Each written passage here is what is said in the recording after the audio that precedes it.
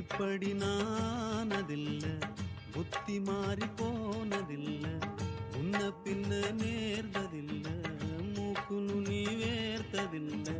கன்னி பொண்ணு